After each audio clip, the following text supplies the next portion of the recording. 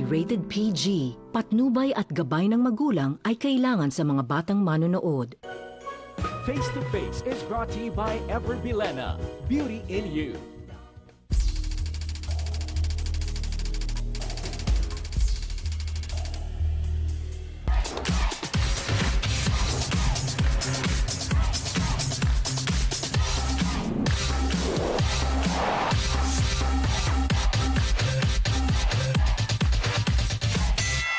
Nag-iinit na usapan, panigabong bangayan, diskusyon na may resolusyon, sa kauna-unahang talakserie sa telebisyon. Face-to-face now with pambansang kapitana, Miss Ami Perez. Smile always, mga sausawera at sausawera. Handa na po ba tayo sa talakan? Set ba kayo sa pula o sa puti? Esa O'Brien, ready na rin ba?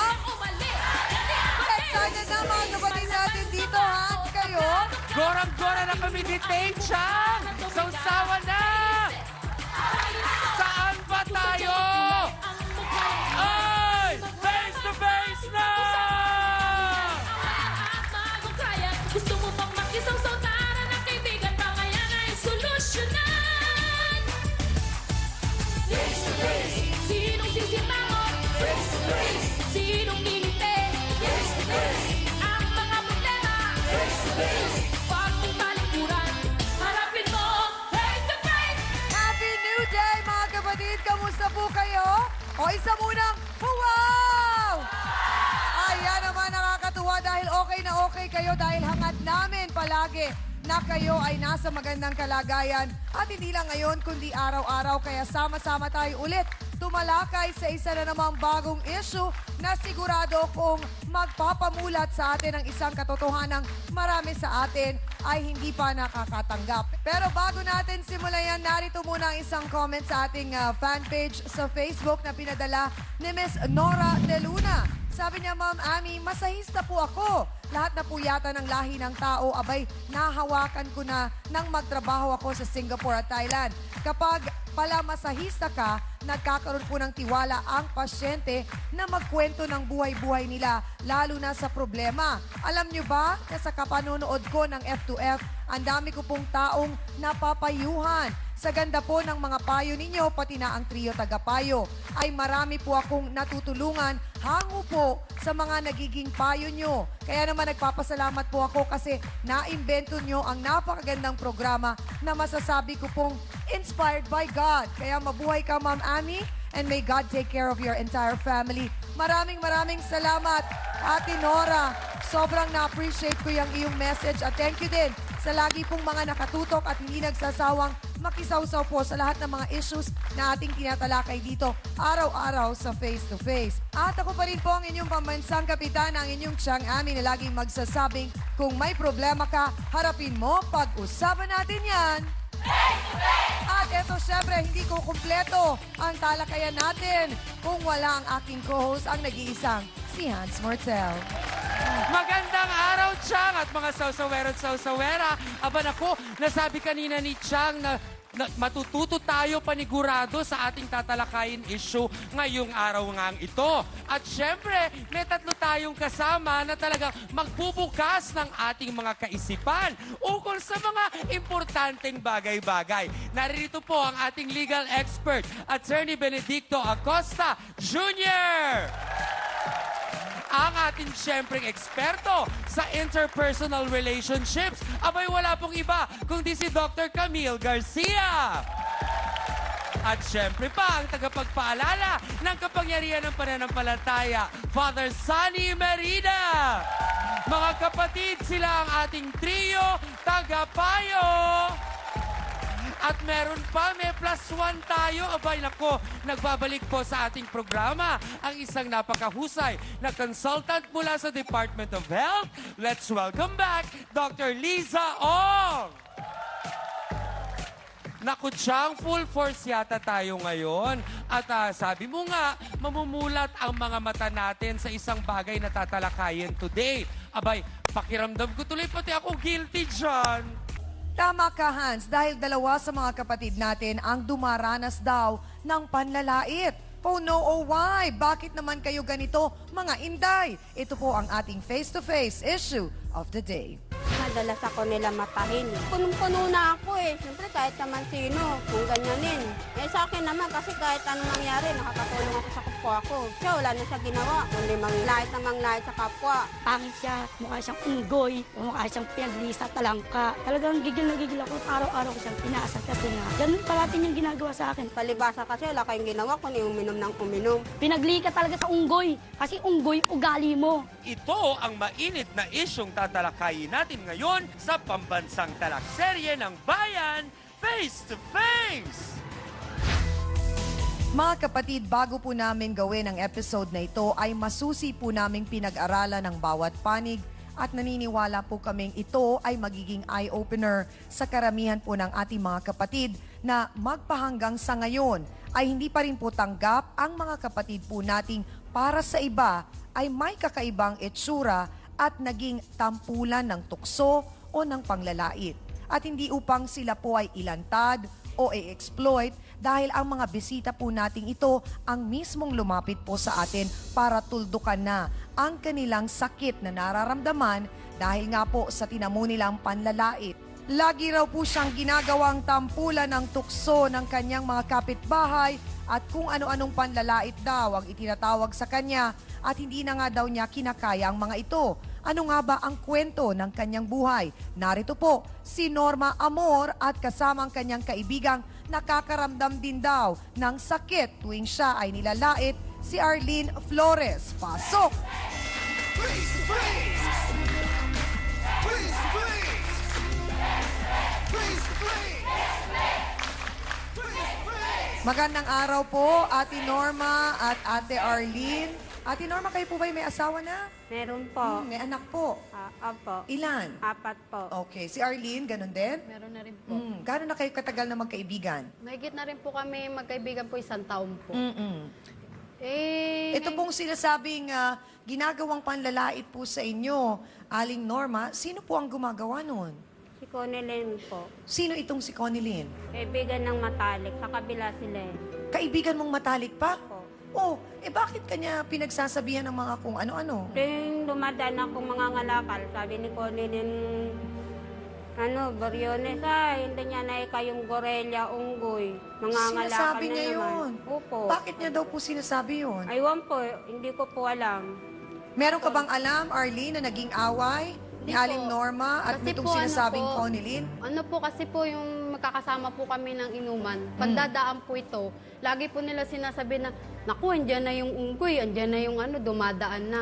Tapos lagi po nila sinasabi daw, iniisnaban po daw sila, dinuduraan daw po sila, ganun daw po, lagi po nila sinasabi. Ginagawa po ba ninyo yun, Aling Norma, po. yung mga paratang nila? Hindi po. So, Ate Norma, medyo sensitibo po itong aking tatanungin ha, kasi napansin ko lamang po na bukod sa kayo po ay may parang bukol dito sa inyo pong baba, pinatingin na po ba ninyo yan sa doktor? Ano po ang sabi? Operahin po yun. Oo, Ito, tatanggalin daw po. Ano daw po ang problema? Ano po yan? Cancerous. Sinabi po, Opo, okay. ito. Bukod po dyan, napansin ko rin po na ang inyong mga daliri ay parang may sugat din po. Bakit po? Ninagliho po ako sa Maruya. Sino po ang nagsabi noon? Mama ko. Ng Maruya. Kayo po ba naniniwala na sa Hindi po. ganon? Hindi ako Oo. naniniwala. Okay po. So, Ate Arlene, pagka magkasama kayo ni Ate Norma, ano yung madalas na sinasabi niyang sama ng loob niya sa ginagawa ng maraming tao na Yun nga po. panlalait sa kanya? Sinasabi nga po sa akin, sinasabi niya, yung mga kaibigan daw po namin, lagi po daw siya sinasabihan na unggoy daw po siya, gorilla po daw siya. Sinasabi ko naman po sa kanya, in-explain ko naman po sa kanya, pabayaan mo na lang, wag mo nang pansinin. Basta ang isipin mo na lang, hanap buhay mo, napapakain mo yung mga anak mo, na nasa mabuti silang huwag mo nang isipin yun. Sabi ko Totoo sa kanya. yan, Ate Arlene. At Hans, bibilib ka rin kay Ate Norma kasi kahit na alam niyang nilalait siya, abay, positibo pa rin siya sa buhay niya na siya'y may hanap buhay, nabubuhay niya ang kanyang mga anak. Kumbaga, masaya pa rin siya sa kanyang Oo, buhay. totoo yan. At saka, Chang, tayong lahat, abay, may mapupulot tayo dun sa kanyang ginagawa na, ay, ba't ko papansinin? May gagawin akong ibang mas kapakipakinabang. Minsan po ba, Ate Norma, sumagi sa isipan ninyo na tanungin kung bakit po nagkaganon? O nagtampo po ba kayo sa Diyos? Yun ang ano ko, yung pinagbiya ko ng nanay ko ng ano. Hindi ko ni...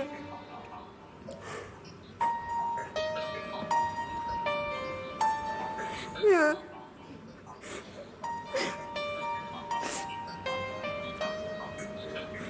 Nilalakasan nyo na lamang po ang inyong loob para sa inyong mga anak. Sabi ko sa mga anak ko, okay lang. Mag-anak mo na lang tayo kasi pinagkaano na lang tayo sa panglalait. Mga kapatid, haharap na po ang sinasabing mga dating kaibigan ni Ate Norma at Arlene. Sila raw po ang mga nanglalait at tumatawag ng kung ano-ano kay Ate Norma. Narito po si Conilyn Briones at Flora Del Barrio. Pasok!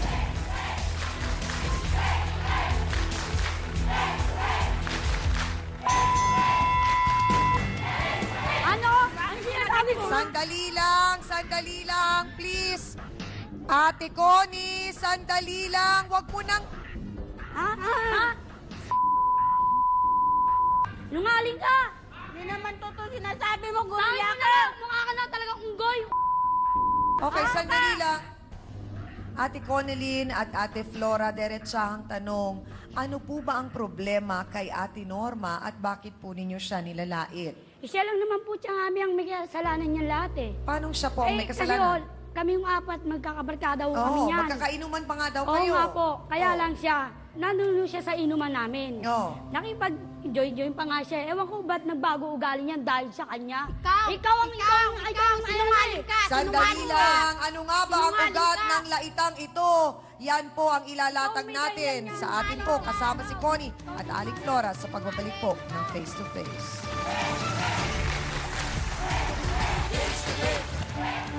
Sino sa inyong tatlo ang nagsabi na parang bakit hindi na lang iprito yan at gawing pulutan? Dadaan nga po siya, biglang iisnabang kami, tapos 3 beses pa yung dudura sa ganyan. So inaamin mo Oo. ikaw ang nagsabi. Kaya sabi ko, nakakais na tong norma na to. Sabi ko, gawin kong kaya tong prito. Laga ko muna bago i-prito. Pagong talikuran, harapin mo. Mga kapatid, matagal ng araw, dinaramdam ni Ate Norma ang mga panlalait at kung ano-ano pang itinatawag sa kanya ng kanyang mga friends na kasama pa daw kainuman o magbabarkada pala kayo. Ate Opo, Connie, Opo, sino Ate. ba ang nagsimula niyang Siya laitan po, na yan? siya, yan, si Aileen. Siya? Ang sabi niya pa nga sa mga anak niya, ay naku, ang papait ng mga anak niya, ganyan-ganyan. Tapos yung bahay niya, tingnan mo nga.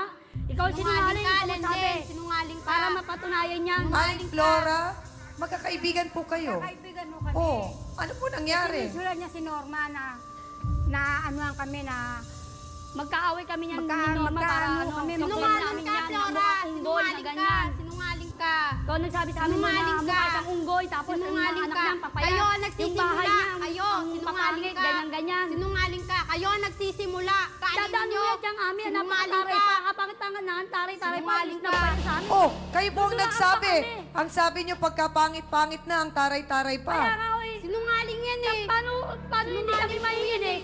Dahil sa kanya, dadaan mo yan sa harapan namin. Oh, Iisnabang kami niyan, isnab, lalo na ako, ang talas ng tingin sa akin yan.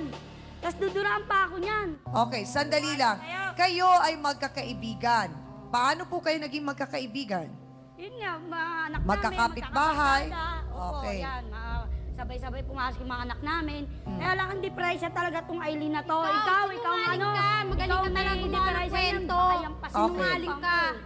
So, diretsahang tanong para sa iyo, Ate Conilyn, Aling Flora, at Arlene. Sino sa inyong tatlo ang nagsabi na parang bakit hindi na lang iprito yan at gawing pulutan?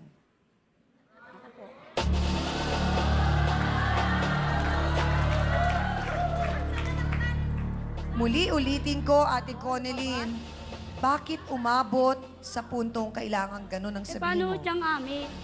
Dadaan nga po siya. Biglang iisnabang kami. Tapos 3 beses pa yung dudura sa ganyan. So inaamin mo Oo. ikaw ang nagsabi. Kaya sabi ko, nakakais na tong norma na to. Sabi ko, gawin kong kaya tong prito. Laga ko muna bago ko i-prito. Yung pa sinabi talaga. Oh. Nanganin ko yun. So kung ang pinanggagalingan natin dito ay magkakaibigan kayo, hindi ba Ate Connie, Ate Flora at Arlene, kung magkakaibigan kayo at merong problema, bakit hindi niyo yung pinag-usapan? Bakit hindi niyo kinumpronta si Arlene sa harap ni Ate Norma na, Arlene, totoo bang may sinasabi ka? Siya nga po umiiwas sa amin eh. Bawat lalapitan ko siya, tatanungin ko sana siya, umaalis siya. Pupunta siya dyan kay Norma. Iiwas siya, dadaan siya na kabilang patok para lang hindi ko siya makita, para hindi ko siya maharap. So yung sinasabi ninyong dumudura si Aling Norma, ilang beses nangyari yun? 1 linggo na po yung ginagawa sa akin. Ginagawa po ninyo yun? Sinungaling ka. Aminin mo. Dapat nga dinala ko pa yung duramo ron eh. Pinlastic ko muna. Totoo yun. Nasabi kawa-kawa lang nila May sabit-sabit pa Okay. nga, di ba? Siya mismo Pero yung nangyaring yun na pang i-snub niya, nauna yung tinawag niyo siyang unggoy. Hindi po. Si Aileen ang natawag noon una. Tapos yun na, akala niya ako nagsabi noon. So bakit mo sinabing Mami sila ka ang na. nagsabi pero ikaw ang Para nagsabi? maano na. Hindi po totoo, sinungaling po yan eh. Naniniwala ka ba, Ate Norma, na si Hindi po. Arlene ang nagsimula at Hindi hindi po. si Connie? Bakit? Kasi hindi naman sinasabi ni Aileen na unggoy daw ako eh. Yun ang mga dalawa na yan, Sa sinasabi harapan yan mo, ako hindi niya unggoy. sinasabi yon. Pagtalikod kasi. Pagtalikod mo yun, sasabihin Oo. yan. Tatawa pa ng malakas yan. Aminin mo na, Aileen. Wala akong dapat aminin. Nako. Kayo ang dalawa. Nako. Kayong dalawa.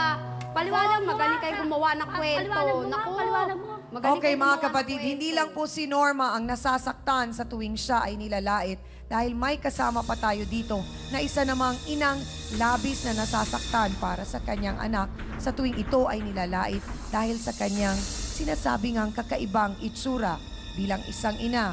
Ano nga ba ang kanyang saloobin sa tuwing nilalait ang kanyang anak? Alamin po natin yan kay Aloyan Adorna. Pasok!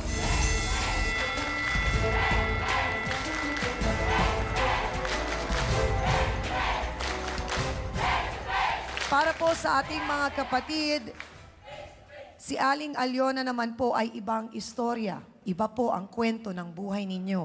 Ang inyo pong anak ay nilalait din. Opo. Sino po ang nanglalait sa kanya? Anak po siya ng pinsan ko. Ano po ang sinasabi? Ano po ang panlalait na ginagawa? Yung huli kasi, bumili siya ng ulam, doon siya tumira sa pinsan ko. Oo. Nadula siya doon sa daanan. Imbis na tulungan siya nung anak nung pinsan ko, sinigawan pa ng, "Oy, pilay-pilay, tumayo ka dyan. Yan kasi, landi-landi mo, nag-asawa ka, hindi mo naman kayang sarili mo." Nasaktan po ako doon. Kasi sa halip ng tulungan, Ano pong pangalan ng anak ng pinsan ninyo?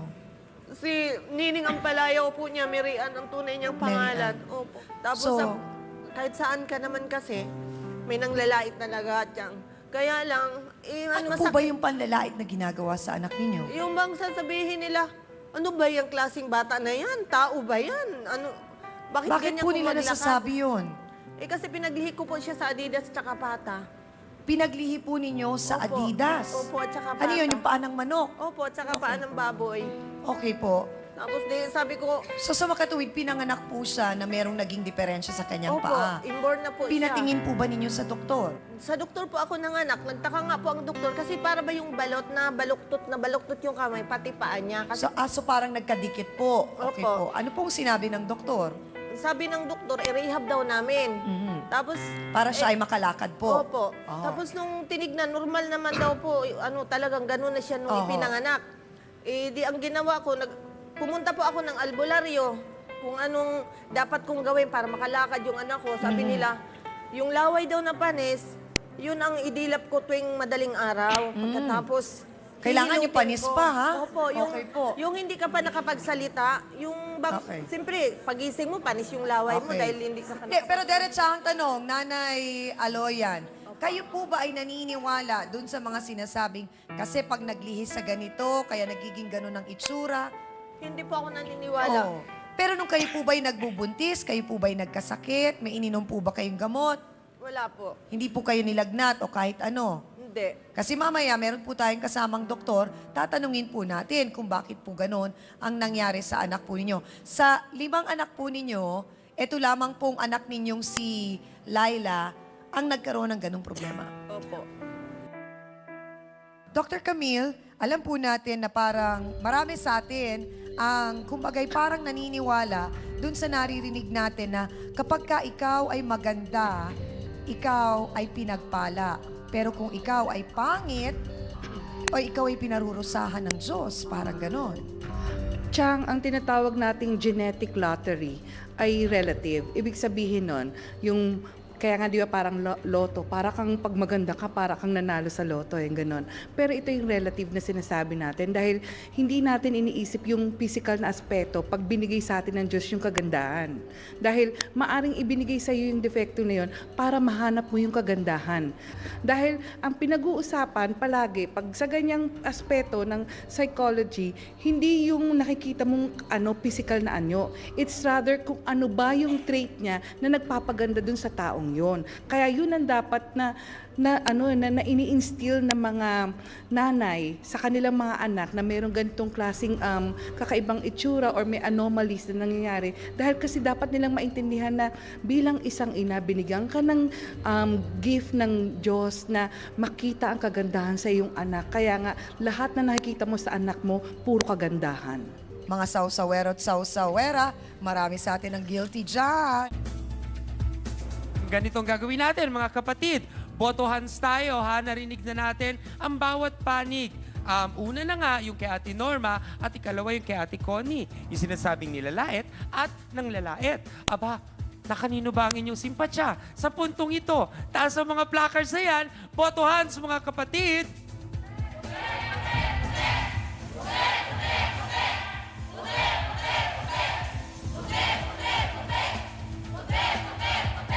Aba, mukhang ikinatuwa ko naman na ang nakikita ko ngayon ay puro puti. Marahil ibig sabihin nito, unti-unti, tayong lahat dito sa studio at kayo ng mga nanonood sa inyong mga tahanan, abay, nare-realize natin na, oo nga, meron tayong ibang mas importanteng bagay na pwedeng gawin kaysa mamuna ng kapwa. Yan ang resulta ng ating Botohans. Bakit nga ba niya nilalait ang anak ni Aling Aloyan? At ano nga ba ang atraso ni Laila sa kanya? Alamin po natin yan mula kay Mary Ann Etang. Pasok!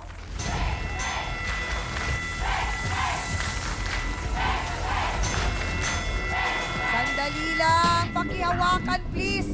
Mary Ann!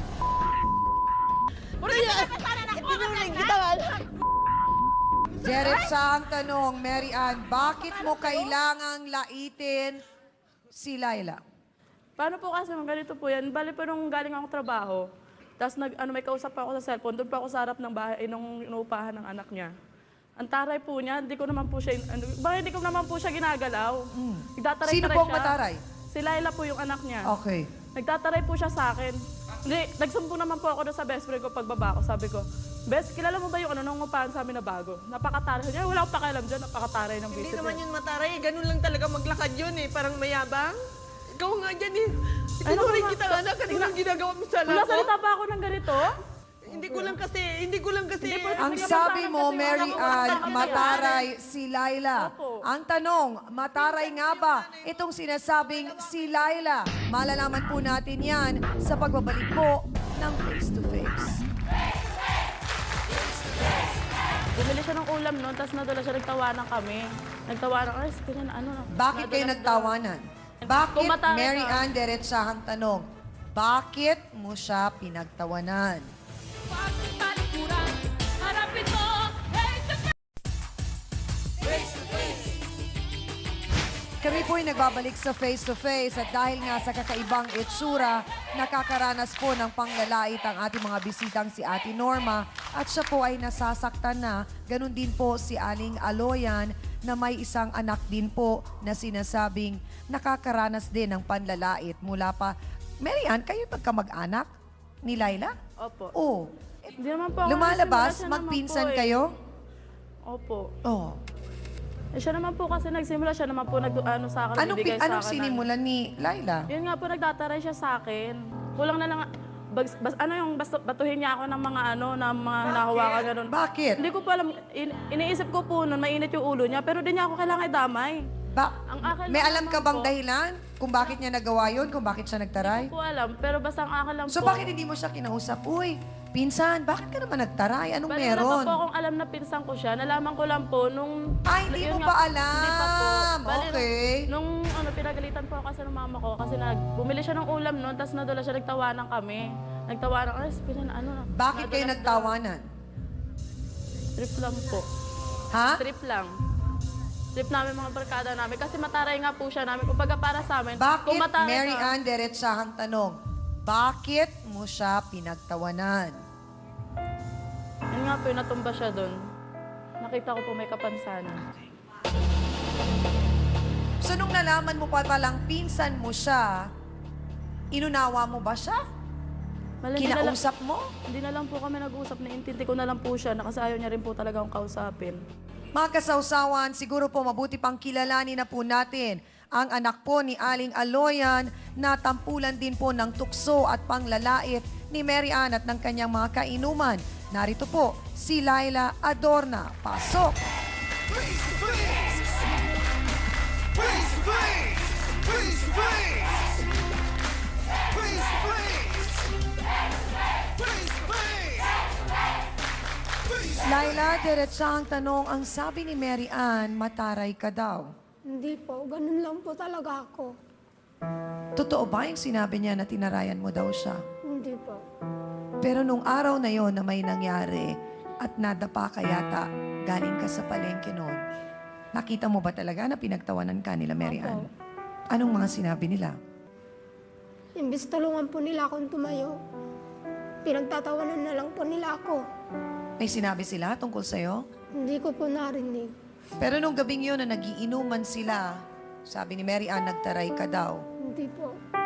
Anong tawag sa'yo ni Mary Ann? Pilay daw po.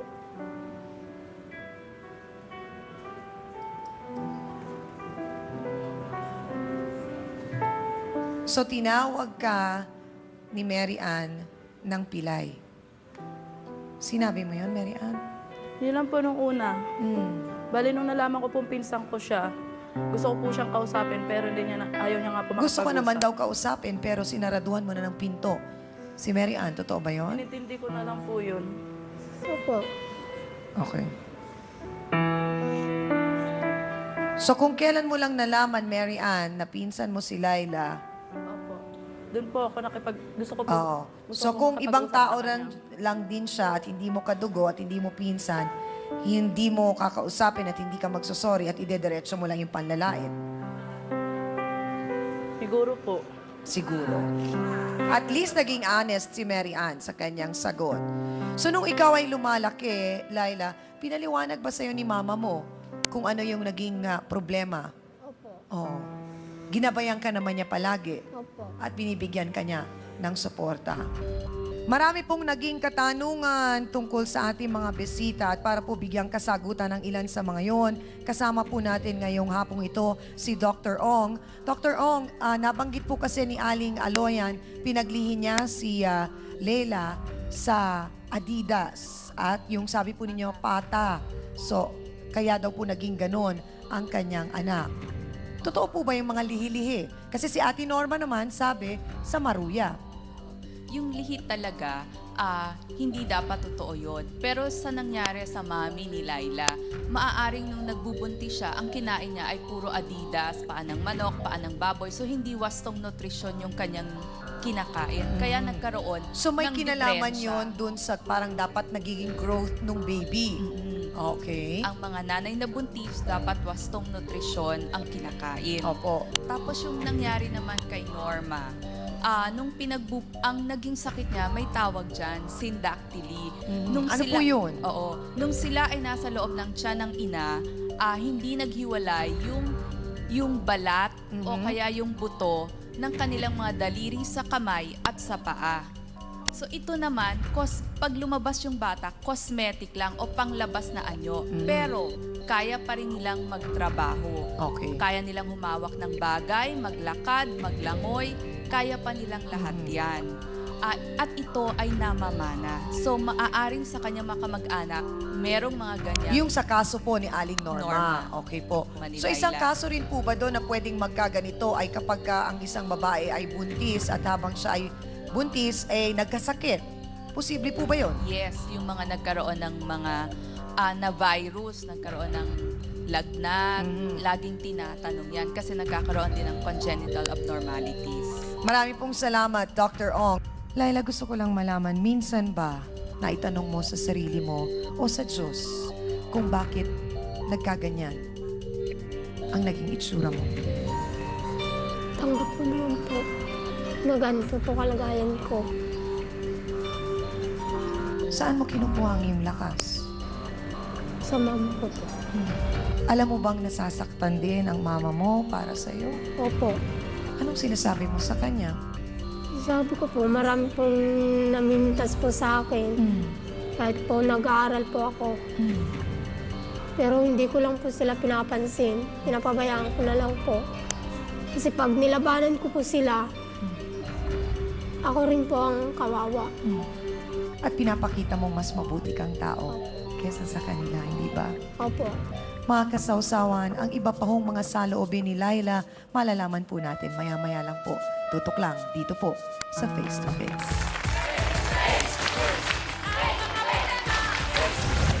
So nang dahil sa nangyari, Laila, talagang hindi mo na binigyan ng pagkakataon si Mary Ann na magkausap kayo para din, kumbaga malaman mo rin yung dahilan kung bakit gano'n ang ginawa niya. Bakit? Miss Amy Perez would like to thank the following: Dr. Steve Martgan of GAOC Dental Clinic, Salon de Manila, Watercolors Makeup, Gloss Nails, Plains and Prints, Jessica Valley Eyewear.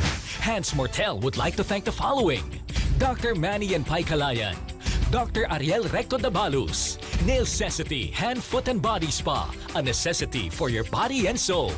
Fashion Exchange, fashionista ka na, negosyante ka pa. Face to Face would like to thank the following: AXN Time and Sports Shades, EC27 Guava Plus Organic Soap, effectively controls 27 skin problems. F101, wear your needs. Home Appliances by Minami, galing ng quality. Placenta by Samstre, all water should be crystal clear. We always start our day with the new Lucida DS products. Ito ang tunay na masarap, select soy sauce, kaya toyo pa lang, ulam na. Ito ang bilhin. Piña Colina Resort, your affordable Tagaytay hideaway, ideal for family vacations, barkada gatherings, and company events. Sundance, your business in fashion, your partner in style.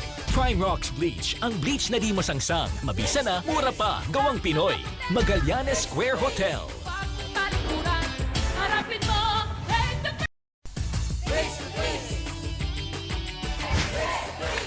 Panglalait, ito po ang isyong tinututukan natin ngayon dahil 2 tao po ang dumulog sa atin para sila po ay lubusang maintindihan ng mga taong nakapaligid sa kanila kung gaano kasakit po ang malait ng dahil po sa itsurang hindi naman nila ginusto.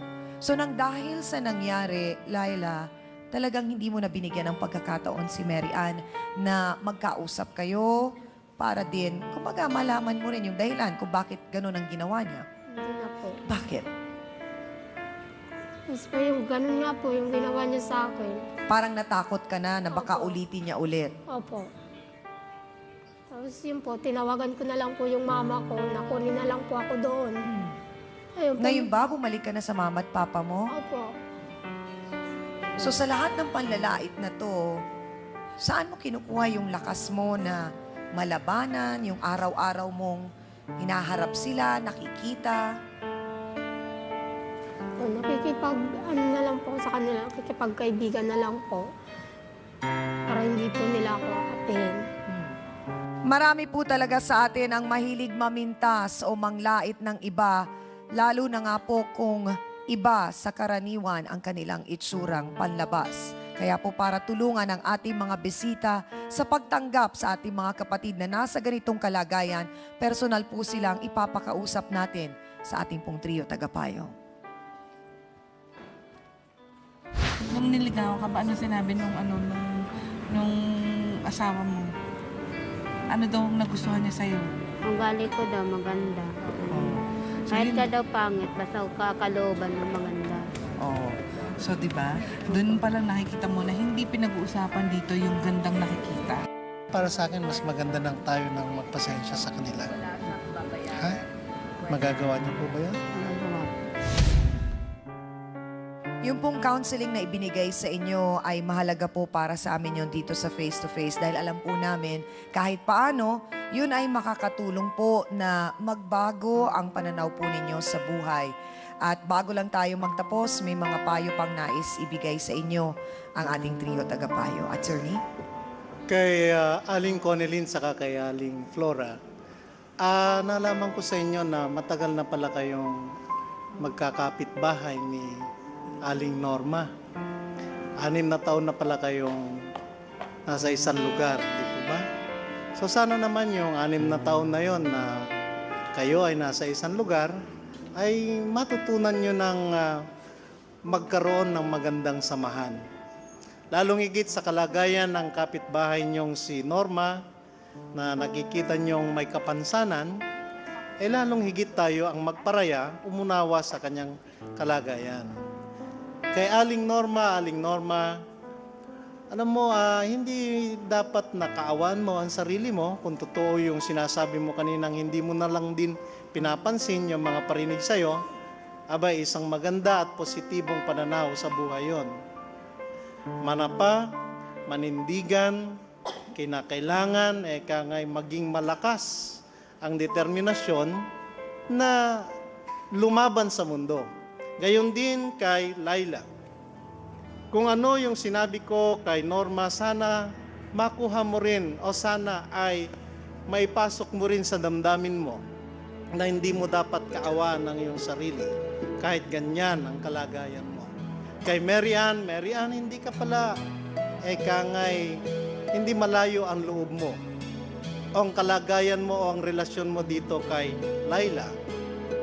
Kamag-anak mo siya, kaya siguro mas maganda rin na ikaw ang humingi ng pasensya sa kanya at kung totoo yung sinabi mo sa akin kanina na talagang yan ay bukal sa iyong kalooban, ito ngayon ay oportunidad sa iyo.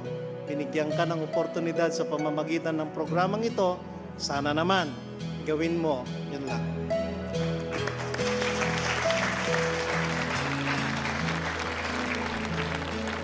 Ang ableism po ay ang term na tinatawag para sa mga taong nagdi-discriminate sa mga merong physical defects. Bakit dati tawag retarded, ngayon special? Dapat nating isipin sila ay mga tao.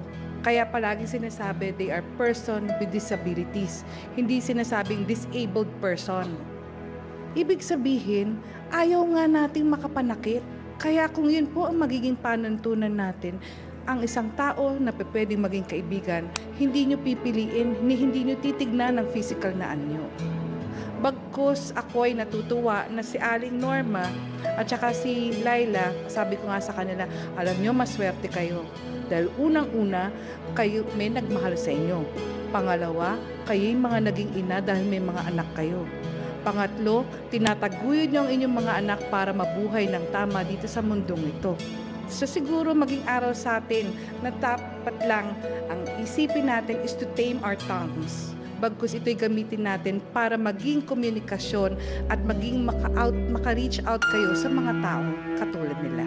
Yun lang po. Palagi po natin naririnig na may nagsasabi, walang perpektong tao dito sa mundo. May katotohanan yan. Pero hindi yan ang orihinal na konsepto. Dahil nung tayo likhain ng Diyos, tayo po'y ginawa bilang kawangis, according to the image and likeness of God. So ibig sabihin, sa umpisa, perpekto ang tao. Dahil ginawa ang tao ayon sa hugis, ayon sa kaalaman ng ating Panginoong Diyos na gumawa sa atin. Hinayaan lamang ng Diyos na mangyari ang mga pisikal na depekto upang madiskubre natin na hindi lamang sa katawan o pisikal na perfection natin makikita ito. Dahil po, nasa loob din ang beauty, ang kagandahan, ang perfection ng tao. So, hindi po nakikita ang perfection o pagiging perfecto sa external o physical na anyo ng isang tao. Makikita po kung isang tao ay perfeksyo kung nagsusumikap siyang magpakabanal, magpakabait.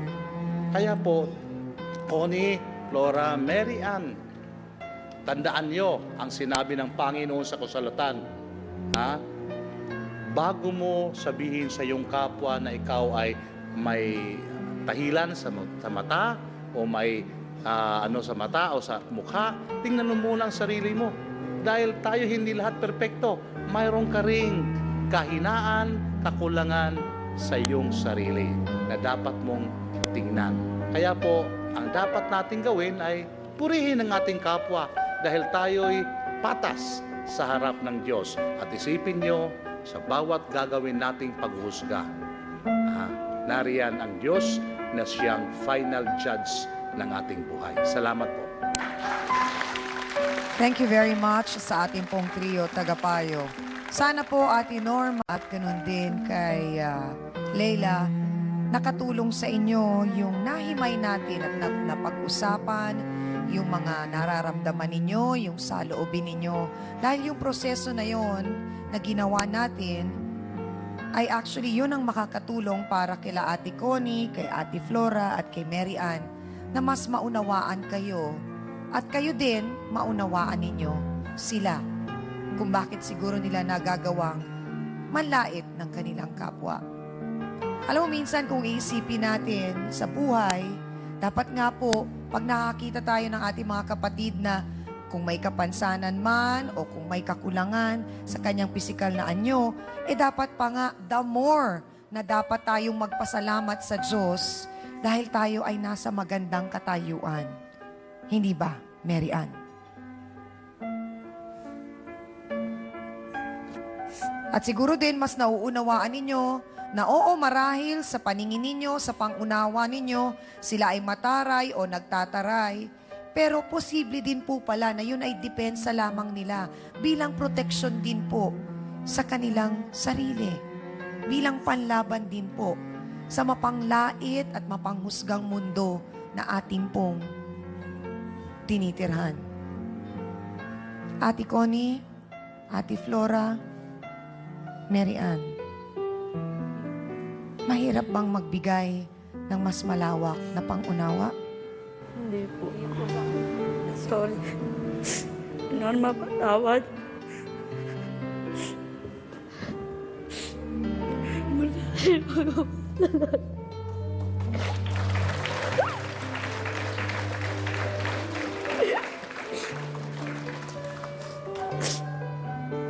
Mahirap po ba, Ate Flora?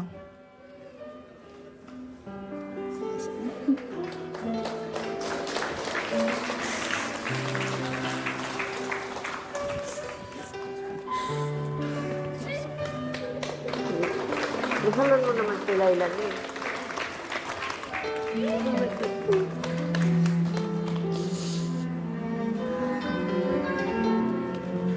Marahil ang naging pagyakap na yon ni Mary Ann sa'yo, Leila, ay isang pagsabi na rin niya sa'yo na, sorry.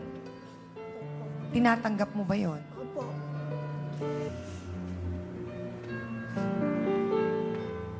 At palakpakan din naman natin si Ate Nora, ganun din si Leila dahil hindi naging hadlang ang kung ano pa mang kakulangan o kapansanan na meron sila na magkaroon ng isang maayos na buhay. At sana nga dumami pa ang mga kagaya ni Nanay Aloyan at ganun din ni Arlene na nagbibigay suporta sa kaibigan, sa kamag-anak, sa kapatid o sa anak na alam nilang nagdaraan sa ganitong klase ng pagsubok. Ate Nora, meron pa ba kayong nais sabihin sa inyong mga friends? O yan, magbabarkada na kayo ulit. Ano po yun? Sorry ka po. Conilyn. Sa inyong dalawa, sorry. O yan, Ate Connie, Ate Flora, nag-sorry pa sa inyo si Ate Norma. Biro mo. At hindi ba't napakaganda na sa pagising natin sa umaga, abay, malaking bagay na yon na magpasalamat tayo sa Diyos na nasa magandang katayuan tayo ng ating buhay. Hindi po ba? At sana sa pagkakaibigan yung yon, mas tulungan pa ninyo at suportahan pa si Ate Norma. Di ba? Mas malawak pang pangunawa mula sa inyo. At Ate Norma, sana din ngayon na nauunawaan ka na nila, hindi ba? Huwag ka na rin masyadong nagtataray, ha?